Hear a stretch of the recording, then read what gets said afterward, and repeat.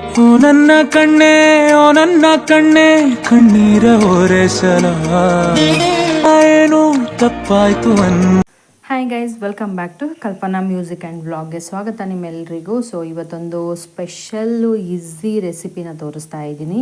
So hotel ಸ್ಟೈಲಲ್ಲಿ ಪನ್ನೀರ್ ಅಂತಲೇ ಹೇಳ್ಬೋದು. ತುಂಬ ಅಂದರೆ ತುಂಬ ಚೆನ್ನಾಗಿದೆ ಪನ್ನೀರು. ಸೊ ಟೇಸ್ಟ್ ನೋಡಿದ್ಮೇಲಂತೂ ಸಿಕ್ಕಾಪಟ್ಟೆ ಇಷ್ಟ ಆಯಿತು. ಸ್ಪೆಷಲಿ ನನ್ನ ಮಕ್ಕಳಿಗಂತೂ ತುಂಬಾ ಟೇಸ್ಟ್ ಆಗಿತ್ತು. ಸೊ ಅವ್ರು ಯಾವಾಗೂ ಹೇಳ್ತಾ ಇದ್ರು, ಸೊ ಮಮ್ಮಿ ಯಾವಾಗೂ ಮಾಡೋಕ್ಕಿಂತ ಸ್ವಲ್ಪ ಡಿಫ್ರೆಂಟಾಗಿ ಮಾಡಿದ್ದೀಯಾ ಈ ಸರಿ ಅಂತ. ಸೊ ನಾನು ಕೂಡ ಡಿಫ್ರೆಂಟಾಗಿ ಮಾಡಿದ್ದೀನಿ. ಸೊ ಪನ್ನೀರ್ ಒಂದು ತ್ರೀ ಟೈಪಲ್ಲಿ ಮಾಡ್ಬೋದು. ಸೊ ಇವಾಗ ಫಸ್ಟ್ ಒಂದು ತೋರಿಸ್ತಾ ಇದ್ದೀನಿ ಈಸಿ ರೆಸಿಪಿ. ನಾನು ಇಲ್ಲಿ ಒಂದು ಜಾರಿಗೆ ಚಕ್ಕಿ ಲವಂಗನ ತೊಗೊಂಡಿದ್ದೀನಿ, ಸ್ವಲ್ಪ ಕೊತ್ತಂಬರಿನ ತೊಗೋತಾ ಇದ್ದೀನಿ. ಸೊ ಒಂದೊಂದಾಗಿ ನೀಟಾಗಿ ಹಾಕ್ಕೊಳ್ಳಿ. ತುಂಬ ವೆರೈಟಿಯಾಗಿ ಮಾಡ್ಬೋದು. ಸೊ ಡಿಫ್ರೆಂಟಾಗಿ ಒಬ್ರೊಬ್ರದ್ದು ಒಂದೊಂದು ಸ್ಟೈಲ್ ಇರುತ್ತೆ ಅಂತ ಹೇಳ್ತಾರಲ್ವ, ಆ ಥರ ನಾನು ಕೂಡ ಒಂದು 4 ಟೈಪಲ್ಲಿ ಮಾಡೋದನ್ನು ಪನ್ನೀರ್ ಹೇಗೆ ಮಾಡಬೇಕು ಅಂತ ಕಲ್ತಿದ್ದೀನಿ. ಸೊ ಅದಕ್ಕೋಸ್ಕರ ಇವಾಗ ನಿಮಗೆ ಫಸ್ಟ್ ಹೇಗೆ ಮಾಡ್ತೀನಿ ಅಂತ ತೋರಿಸ್ತೀನಿ. ಸೊ ಇಲ್ಲಿ ಚಕ್ಕೆ, ಲವಂಗ, ಬೆಳ್ಳುಳ್ಳಿ, ಕೊತ್ತಂಬರಿ, ಕರಿಬೇವು ಮತ್ತು ಒಂದು 3 ದಪ್ಪ ಸೈಜಲ್ಲಿರೋ ಈರುಳ್ಳಿನ ಹಚ್ಕೊಂಡ್ಬಿಟ್ಟು, ಮತ್ತು ಒಂದು 2ರಿಂದ 3 ಟೊಮ್ಯಾಟೊನ ಹಾಕಿ, ಅದಕ್ಕೆ ಸ್ವಲ್ಪ ಗರಂ ಮಸಾಲ ಪೌಡ್ರು ಹಾಗೆ ಪನ್ನೀರ್ ಮಸಾಲ ಪೌಡ್ರ್ ಸಿಗುತ್ತೆ. ಸೊ ಅದನ್ನು ಹಾಕಿಬಿಟ್ಟು ನಿಮಗೆ ಬೇಕು ಅನ್ನೋದಾದರೆ ಸ್ವಲ್ಪ ತಿಕ್ನೆಸ್ಗೋಸ್ಕರ ಅಂತ ಹೇಳಿಬಿಟ್ಟು ಗೋಡಂಬಿ ಇತ್ತು ಅಂದರೆ ಓಕೆ. ಸಪೋಸ್ ಗೋಡಂಬಿ ಇಲ್ಲ ಪ್ಲೇಸಲ್ಲಿ ನಾವು ಕಡಲೆಪಪ್ಪನ ಯೂಸ್ ಮಾಡ್ಬೋದು. ಸೊ ತೆಂಗಿನಕಾಯಿನ ಹಾಕ್ಕೊಂಡಿದ್ದೀನಿ, ಅರಿಶಿನ, ಉಪ್ಪು, ರುಚಿಗೆ ತಕ್ಕಷ್ಟು ಖಾರ, ಇದನ್ನೆಲ್ಲನೂ ಮಸಾಲಾನ ಹಾಕಿದ್ದೀನಿ. ಮತ್ತು ನಾನು ಇಲ್ಲಿ ಸ್ಪೆಷಲ್ ಏನು ಆ್ಯಡ್ ಮಾಡಿದ್ದೀನಿ ಅಂದರೆ ಕಡಲೆಪಪ್ಪು. ಸೊ ಆಲ್ಮೋಸ್ಟಾಗಿ ನೀವು ಅಬ್ಸರ್ವ್ ಮಾಡಿ, ಕಡಲೆಪಪ್ಪದು ಟೇಸ್ಟ್ ಡಿಫ್ರೆಂಟಾಗಿ ಬರುತ್ತೆ ಮತ್ತು ಗೋಡಂಬಿದು ಟೇಸ್ಟ್ ಡಿಫ್ರೆಂಟಾಗಿ ಬರುತ್ತೆ. ಸೊ ಅದರಿಂದ ಇಲ್ಲಿ ಟೇಸ್ಟನ್ನು ಚೇಂಜ್ ಆಗಿರೋದಂಥದ್ದು ಇರುತ್ತೆ. ಸೊ ನೀವು ಒಂದು ಸಾರಿ ಇದು ಗೋಡಂಬಿ ಹಾಕೋ ಪ್ಲೇಸಲ್ಲಿ ನೀವು ಕಡಲೆಪಪ್ಪನ ಹಾಕಿಬಿಟ್ಟು ಟ್ರೈ ಮಾಡ್ಬೋದು, ತುಂಬ ಟೇಸ್ಟಿಯಾಗಿರುತ್ತೆ. ಸೊ ಅದನ್ನೆಲ್ಲ ಹಾಕಿ ಆ್ಯಡ್ ಮಾಡಿದ್ಮೇಲೆ ಫುಲ್ ನುಣ್ಣಗೆ ಪೇಸ್ಟಾಗಿ ರುಬ್ಕೋತಾ ಇದ್ದೀನಿ. ಸೊ ಮಿಕ್ಸಿ ಜಾರಲ್ಲಿ ಹಾಕಿ ನೋಡಿ, ಈ ಥರ ನುಣ್ಣಗೆ ಫುಲ್ ಪೇಸ್ಟ್ ಮಾಡಿದ್ದೀನಿ. ಮತ್ತು ಇನ್ನೊಂದು ಜ್ಞಾಪಕ ಇಟ್ಕೊಳ್ಳೋದು ಏನು ಅಂದರೆ, ಇಲ್ಲಿ ನಾವು ಎಷ್ಟು ಗ್ರೇವಿ ನೀಟಾಗಿ ಪೇಸ್ಟ್ ಮಾಡ್ತೀವೋ ಅಷ್ಟು ಟೇಸ್ಟ್ ಬರುತ್ತೆ. ಎಷ್ಟು ಪೇಸ್ಟ್, ಇವಾಗ ಚಟ್ನಿ ಕೂಡ ನೋಡಿ ಎಷ್ಟು ಪೇಸ್ಟಾಗಿ ರುಬ್ತೀವೋ ಅಷ್ಟು ಟೇಸ್ಟಾಗಿ ಬರುತ್ತೆ. ಸೊ ಅದಕ್ಕೋಸ್ಕರ ಇಲ್ಲಿ ನಾನು ನಂದಿನಿ ಬ್ರ್ಯಾಂಡ್ದವ್ರದ್ದು ಪನ್ನೀರನ್ನು ತೊಗೊಂಡಿದ್ದೀನಿ. ಚಿಕ್ಕದ ಪೀಸಾಗಿ ಕಟ್ ಮಾಡಿದ್ದೀನಿ, ಯಾಕಂದರೆ ನನ್ನ ಮಗ ಕಟ್ ಮಾಡಿರೋ ಪೀಸಸ್ ಅದು. ಸೊ ಅವನಿಗೆ ಪನ್ನೀರ್ ಕಟ್ ಮಾಡೋದಂದರೆ ತುಂಬ ಲೈಕ್ ಆಗುತ್ತೆ. ಸೊ ನನ್ನ ಕೆಲಸ ಎಲ್ಲ ಮುಗಿಸ್ಬಿಟ್ಟು ನಾನು ಔಟ್ಸೈಡ್ ಬಂದರೆ ಅವ್ನು ಪನ್ನೀರ್ ಕಟ್ ಮಾಡ್ಕೊಂಡು ನಿಂತ್ಕೋತಾನೆ. ಆ ಥರ ನಮ್ಮ ಮನೇಲಿ ಮಾಡೋದು, ಅದು ಒಂದು ಹೆಲ್ಪ್ ಮಾಡಿಕೊಡ್ತಾರೆ. ಅದು ಆದಮೇಲೆ ಈ ಕಡೆ ಒಗ್ಗರಣೆಗೆ ಸ್ವಲ್ಪ ಎಣ್ಣೆನ ಹಾಕಿಬಿಟ್ಟು ಜೀರಿಗೆ, ಸಾಸಿವೆ, ಈರುಳ್ಳಿನ ಹಾಕಿ ಕರಿಬೇವನ್ನ ಹಾಕಿ ಚೆನ್ನಾಗಿ ಫ್ರೈ ಮಾಡ್ಕೊತಾ ಇದ್ದೀನಿ. ಸೊ ನೀವು ಇವಾಗೂ ಬೇಕು, ಇನ್ನೂ ಮಸಾಲ ಗ್ರೇವಿ ಬರಬೇಕು, ಇನ್ನೂ ಮಸಾಲ ಬರಬೇಕು ಅನ್ನೋದಾದರೆ ಚಕ್ಕೆ ಲವಂಗನೂ ಆ್ಯಡ್ ಮಾಡ್ಬೋದು. ಬಟ್ ನಾನು ಒಂದು ಮಿಕ್ಸಿ ಜಾರಲ್ಲಿ ಮಾತ್ರ ಆ್ಯಡ್ ಮಾಡಿರೋದು ಗ್ರೇವಿಗೆ. ಸೊ ಅದು ಚೆನ್ನಾಗಿ ಈರುಳ್ಳಿ ಎಲ್ಲ ಕೆಂಪಾಗಿ ಬಂದಾದಮೇಲೆ ನಾವು ಈ ಕಡೆ ಏನು ರುಬ್ಕೊಂಡಿದ್ದೀವಲ್ವ ಮಸಾಲ, ಸೊ ಅದನ್ನು ನೀಟಾಗಿ ಫ್ರೈ ಮಾಡ್ಕೋಬೇಕು. ಎಷ್ಟೊತ್ತು ಗಂಟೆ ಫ್ರೈ ಮಾಡಬೇಕು ಅದನ್ನು ಅಂದರೆ, ಒಂದು ಫುಲ್ ಮೇಲೆ ಎಣ್ಣೆ ಬಂದುಬಿಡುತ್ತೆ ನೋಡಿ, ಈ ಥರ ಎಣ್ಣೆ ಬಂದುಬಿಡುತ್ತೆ. ಅಷ್ಟೊತ್ತು ಗಂಟೆ ನಾವು ಫ್ರೈ ಮಾಡ್ತಾನೆ ಇರಬೇಕು. ಇಲ್ಲ ಅಂದರೆ ಸ್ಲೋ ಫ್ಲೇಮಲ್ಲಿ ಇಟ್ಬಿಟ್ಟು ಒಂದು ಲಿಡ್ಡನ್ನು ಕ್ಲೋಸ್ ಮಾಡಿದರೆ ನಿಮಗೆ ಅದು ಬಾಯ್ಲ್ ಆಗಿಬಿಟ್ಟು ಎಲ್ಲ ಚೆನ್ನಾಗಿ ಒಂಥರ ಸ್ಮೆಲ್ ಬರುತ್ತೆ, ಎಣ್ಣೆ ಎಲ್ಲ ಬಿಟ್ಕೊಳ್ಳುತ್ತೆ, ತುಂಬ ಒಂಥರ ಟೇಸ್ಟಿ ತಿಕ್ನೆಸ್ ಬರುತ್ತೆ. ಸೊ ಈ ಥರ ಎಲ್ಲ ಚೆನ್ನಾಗಿ ಬಾಯ್ಲ್ ಆದಮೇಲೆ ನಾವು ಇದರಲ್ಲಿ ಪನ್ನೀರ್ ಆ್ಯಡ್ ಮಾಡ್ಕೊಳ್ಳೋಣ. ಯಾಕಂದರೆ ಇವಾಗೇ ನಾವು ಎಷ್ಟು ತಿರುಗಿಸ್ಬೇಕು, ಪನ್ನೀರ್ ಹಾಕಿದ್ಮೇಲೆ ಜಾಸ್ತಿ ತಿರುಗಿಸ್ತಾ ಇರಬಾರ್ದು ಕೈನ. ಅದಕ್ಕೋಸ್ಕರ ನೋಡಿ ಚಿಕ್ಕ ಪೀಸಾಗಿ ಕಟ್ ಮಾಡ್ಕೊಂಡಿರೋಂಥದ್ದು ಪನ್ನೀರನ್ನು ಆ್ಯಡ್ ಮಾಡಿದ್ದೀನಿ. ಪನ್ನೀರ್ ಆ್ಯಡ್ ಆದಮೇಲೆ ಇಲ್ಲಿ ನಿಮಗೆ ತಿಕ್ನೆಸ್ಗೆ ಎಷ್ಟು ಲೂಸ್ ಬೇಕು, ಗಟ್ಟಿ ಬೇಕು ಅಂತ ನೋಡ್ಕೊಂಡ್ಬಿಟ್ಟು ನೀರನ್ನು ಹಾಕೋಬೋದು. ಇಲ್ಲಿ ನಾನು ಮಿಕ್ಸಿ ಜಾರನ್ನು ತೊಳೆದು ನೀರು ಹಾಕಿದ್ದೀನಿ ಸ್ವಲ್ಪ. ಸೊ ಗಟ್ಟಿ ಇದ್ರೇ ಚೆನ್ನಾಗಿರುತ್ತೆ, ತುಂಬ ಲಿಕ್ವಿಡ್ ಸಾಂಬಾರು ಥರ ಇದ್ದರೆ ಟೇಸ್ಟ್ ಇರಲ್ಲ. ಗ್ರೇವಿ ತಿಕ್ನೆಸ್ಗೆ ಇರಬೇಕು. ಸೊ ನೋಡಿ ಈ ಥರ ತಿಕ್ನೆಸ್ಸಲ್ಲಿ ನಾನು ನೀಟಾಗಿ ತಿರುಗಿಸಿ ಒಂದು 10 to 20 ಮಿನಿಟ್ಸ್ ಅಷ್ಟು ಬಾಯ್ಲ್ ಮಾಡ್ತೀನಿ. ಯಾಕಂದರೆ ಪನ್ನೀರ್ ಎಷ್ಟು ಚೆನ್ನಾಗಿ ಬಾಯ್ಲ್ ಆಗುತ್ತೋ ಅಷ್ಟು ನೀಟಾಗಿ ಟೇಸ್ಟ್ ಬಂದುಬಿಡುತ್ತೆ ಅದಕ್ಕೆ. ಸೊ ಮೇಲೆ ಕೊತ್ತಂಬರಿನ ನಾನು ಹಾಕಿಬಿಟ್ಟು ಒಂದು 10 to 20 ಮಿನಿಟ್ಸ್ ಅಷ್ಟು ಲಿಡ್ಡನ್ನು ಕ್ಲೋಸ್ ಮಾಡಿ ಇಡ್ತೀನಿ. ಸೊ ಅದು ಬೇಯಷ್ಟರಲ್ಲಿ ನಾನು ಈ ಕಡೆ ಪೂರಿ ಕೂಡ ಮಾಡ್ಕೊಂಡಿದ್ದೆ. ಸ್ಪೆಷಲಾಗಿ ಪೂರಿ, ಪನ್ನೀರ್ ಪಲ್ಯ, ಗ್ರೇವಿ ನನ್ನ ಮಕ್ಕಳಂತೂ ತುಂಬ ಇಷ್ಟಪಟ್ಟು ತಿಂದರು. ತುಂಬ ಟೇಸ್ಟಿ ಕೂಡ ಆಗಿತ್ತು. ಸೊ ನನಗೂ ಕೂಡ ಸ್ಪೆಷಲಿ ತುಂಬ ಲೈಕ್ ಆಗಿಬಿಟ್ಟಿತ್ತು ಇದು. ಸೊ ಲಾಸ್ಟಲ್ಲಿ ಒಂದು ಸ್ಕಿಪ್ ಆಗಿದೆ, ಇದರಲ್ಲಿ ನಾನು ಸ್ವಲ್ಪ ಮೊಸರು ಹಾಕಿದ್ದೀನಿ. ಲಾಸ್ಟಲ್ಲಿ ಕ್ಲಿಪ್ಪಿಂಗ್ ಮಿಸ್ ಆಗಿದೆ. ಮೊಸರು ಹಾಕಿದರೆ ತುಂಬ ಅಂದರೆ ತುಂಬ ಟೇಸ್ಟಿ ಬಂದುಬಿಟ್ಟಿತ್ತು. ಸುಳ್ಳು ಹೇಳಲ್ಲ, ತುಂಬ ಟೇಸ್ಟಿಯಾಗಿತ್ತು. ನನ್ನ ಮಗ ಇವಾಗ ಇನ್ನೂ ಒಂದು ಟೈಮ್ ಮಾಡು ಮಮ್ಮಿ ಅಂತ ಅದೇ ಥರ ಹೇಳ್ತಾ ಇದ್ದಾನೆ. ಸೊ ನಾನು ಅದೇ ಥರ ಮಾಡ್ತೀನಿ. ಒಂದು 4 ಐಟಮ್ಸಲ್ಲಿ ನಾನು ಪನ್ನೀರನ್ನ ಮಾಡ್ತೀನಿ. 4 ಟೈಪ್ ಆಫ್ಸ್ ಪನ್ನೀರ್ ಅಂತಲೇ ಹೇಳ್ಬೋದು. ಸೊ ನಾನು ಆ ಥರನೂ ಮಾಡ್ತೀನಿ. ನಾನು ಒಂದು ತೋರಿಸ್ತೀನಿ. ಅದು ಆದಮೇಲೆ ಮನೇಲಿ ಸ್ನಾನ ಪೂಜೆ ಎಲ್ಲ ಮಾಡಿದೆ. ಯಾಕಂದರೆ ಆಷಾಢ ಶುಕ್ರವಾರ ಅಲ್ವಾ, ಬೆಳಗ್ಗೆ ಎಲ್ಲ ಮಕ್ಕಳಿಗೆಲ್ಲ ಮಾಡಿ ಕಳಿಸೋದಾದಮೇಲೆ ಈ ಕಡೆ ನಾನು ಆಷಾಢ ಶುಕ್ರವಾರ ಇದೆ ಅಂತ ಹೇಳಿ ನಾನು ವಿಡಿಯೋನ ಶೂಟ್ ಮಾಡ್ತಾ ಇದ್ದೀನಿ. ತುಂಬ ಲೇಟಾಗಿದೆ ವಿಡಿಯೋ ಅಪ್ಲೋಡ್ ಆಗೋಕ್ಕೆ. ಯಾಕಂದರೆ ಬೇರೆ ವಿಡಿಯೋ ಹಾಕೋಗೋಸ್ಕರ ಆಗಿಲ್ಲ, ಎಡಿಟ್ ಮಾಡೋಕ್ಕೆ ಟೈಮ್ ಅಡ್ಜಸ್ಟ್ ಆಗಿಲ್ಲ. ಅದಕ್ಕೋಸ್ಕರ ಆಯಿತು, ಇನ್ನೇನು ಶುಕ್ರವಾರನೇ ಬರ್ತಾ ಇದೆ ಅಲ್ವಾ, ಅದಕ್ಕೋಸ್ಕರ ಇದು ಹೋದ ಶುಕ್ರವಾರದ ವ್ಲಾಗ್ ಅಂತಲೇ ಹೇಳ್ಬೋದು. ಆಷಾಢ 2ನೇ ಶುಕ್ರವಾರ ವ್ಲಾಗ್ ಅಂತಲೇ ಹೇಳ್ಬೋದು. ಅದು ಆದಮೇಲೆ ನಾನು ಓಟ್ಸ್ ನೆನೆಸಿದ್ದೆ ಟಿಫನ್ಗೆ ಅಂದ್ಬಿಟ್ಟು ಓಟ್ಸ್ ತಿನ್ಕೊಂಡೆ.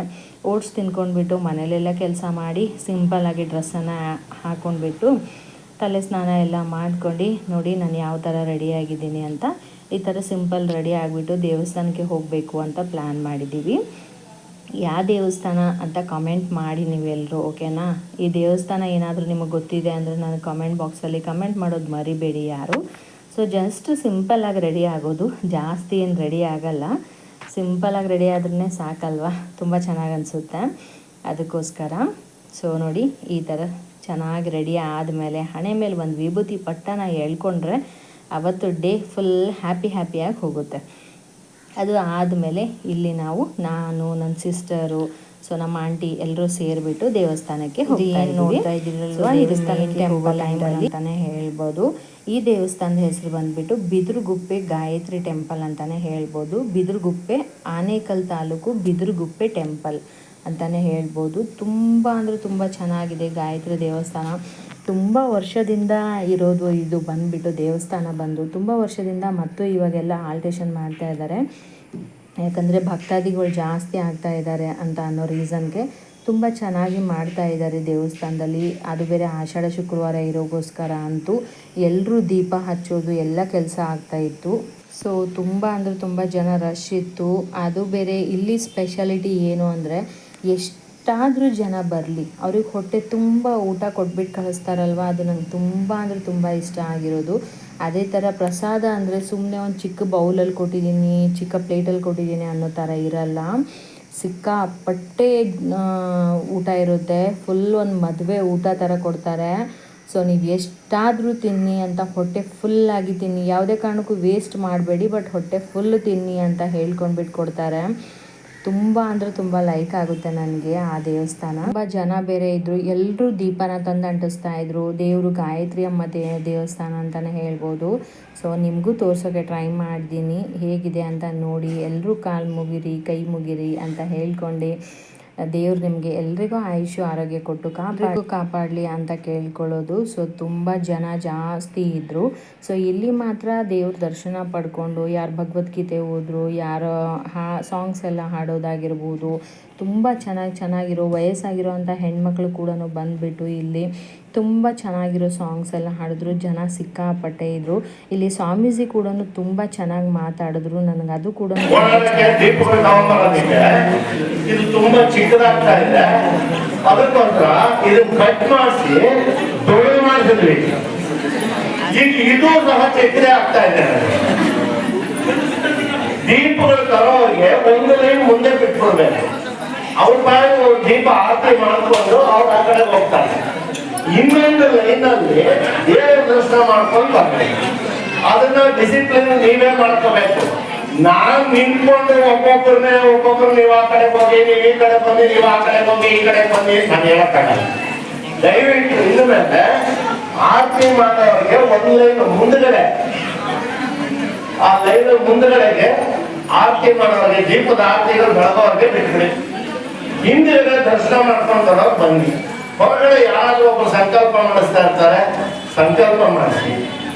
ನಾನು ಮೊನ್ನೆನೇ ಹೇಳಿದ್ದೀನಿ, ದೊಡ್ಡವ್ರ ಹೆಸರು ಹೇಳ್ಬಿಟ್ಟು ಸರ್ವೇಶಾಮ್ ಕುರುಪು ಅಂತ ಅಂತ ಹೇಳ್ಬಿಡಿ, ಆಷಾಢ ಶುಕ್ರವಾರ ಕಲಿಯೋವರೆಗೂ.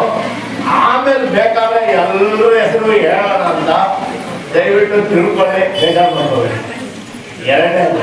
ಮೂರನೇದು, ಊದಿನ ಕಡ್ಡಿ ಹತ್ತಿಸ್ಕೊಂಡ್ಬರ್ಬೇಡಿ. ಆ ಊದಿನ ಕಡ್ಡಿ ಹತ್ತಿಸ್ಬಿಟ್ಟು ಅಲ್ಲೇ ಎಲ್ಲ ಬಿಟ್ಬಿಡಿ. ಇಲ್ಲ, ದೀಪ ಬೆಳಗಿದ ಮೇಲೆ ಲಾಸ್ಟ್ ಬೇಕಾದ್ರೆ ಊದಿನ ಕಡ್ಡಿ ಹಚ್ಚಿರಿ. ಅದೇನು ಶಾಸ್ತ್ರಕ್ಕೆ ವಿರೋಧ ಏನಿಲ್ಲ. ಈಗ ಬರ್ತಾ ಇರ್ತಕ್ಕಂಥ ಊದಿನ ಕಡ್ಡಿ ಬರೀ ಕೆಮಿಕಲ್ ಜಾಸ್ತಿ. ಒಂದು ಆರೋಗ್ಯಕರ. ಎರಡನೇದು, ಯಾರಿಗಾದ್ರೂ ಸೀರೆಗೋ ಜಡೆಗೋ ತಗಲಿದ್ರೆ ಅದು ಅವ್ರಲ್ಲಿ ಒಂಚೂರು ಸುಟ್ರೆ ತಿರ್ಗಾ ಈ ತರ ಆಗೋಯ್ತು, ದೇವಸ್ಥಾನಕ್ಕೆ ಹೋಗಿ ಅಂತ ನನ್ನನ್ನೇ ಶಾಸ್ತ್ರ ಕೇಳಿದ್ರೆ ನಾನು ಒಂದು 25,000-30,000 ಖರ್ಚು ಮಾಡಿ ಒಂದು ಹೋಮ ಮಾಡಬೇಕು ಅಂತೀವಿ. ಬೇಕಾಯ್ತಲ್ಲ, ಅದಕ್ಕೋಸ್ಕರ ದಯವಿಟ್ಟು ಅದಕ್ಕೆ ಅವಕಾಶ ಮಾಡ್ಕೋಬೇಕು. ಯಾಕಂತಂದ್ರೆ ಪಾಪ ಅವರು ಏನೋ ಸೀರೆನೋ ಇಲ್ಲ ಜಡೆಗೋ ತಗೊಂಡ್ಬಿಟ್ರೆ ಅದು ಮನಸ್ಸಿಗೆ ಬೇಜಾರಾಗುತ್ತೆ. ದಯವಿಟ್ಟು ಊದಿನ ಕಡೆ ಹತ್ತಿಸ್ಬೇಡಿ, ಏನೂ ಆಗಲ್ಲ. ಮೂರನೇದು, ಇಲ್ಲಿ ಈ ಒಂದು ಭೋಜನ ಶಾಲೆಯ ಕಟ್ಟಡದ ಕಾರ್ಯಕ್ರಮ ಕೆಲಸ ನಡೀತಾ ಇದೆ. ಇನ್ನು ಮುಂದಿನ ದಿನಗಳಲ್ಲಿ ನಮಗೆ ಯಾವುದೇ ರೀತಿ ತೊಂದರೆ ಇರಲ್ಲ. ಎಲ್ಲ ಡೈನಿಂಗ್ ಟೇಬಲ್ ಊಟ, ಪ್ರಸಾದ, 3 ಅಂತಸ್ತಿರುತ್ತೆ. ಯಾರೋ ಮಹಾನ್ ಭಾವ ಅಕಸ್ಮಾತ್ ಲಿಫ್ಟ್ ಹಾಕೊಟ್ಬಿಟ್ರೆ ಅದು ಈಸಿ, ಇಳಿಬಹುದು. ಆ ದೇವಿ ಸಂಕಲ್ಪ ಹೇಗಿರುತ್ತೋ ಗೊತ್ತಿಲ್ಲ. ಈಗಂತೂ ಈ ಗ್ರೌಂಡ್ ಫ್ಲೋರು ಫಸ್ಟ್ ಫ್ಲೋರ್ ಅಲ್ಲಿ ಮಹಾಪ್ರಸಾದ ತಗೊಳ್ಳೋದಕ್ಕೆ ತೊಂದರೆ ಆಗಲ್ಲ. ನೋಡೋಣ ಮುಂದಿನ ದಿನಗಳಲ್ಲಿ. ಆದಷ್ಟು ಬೇಗ ನಮ್ಗೆ ನವರಾತ್ರಿ ಅಷ್ಟೊತ್ತಿಗೆ ಅದನ್ನು ಕಂಪ್ಲೀಟ್ ಮಾಡಬೇಕು ಅಂತಕ್ಕಂಥದ್ದು ಒಂದು ಸಂಕಲ್ಪ ಇದೆ.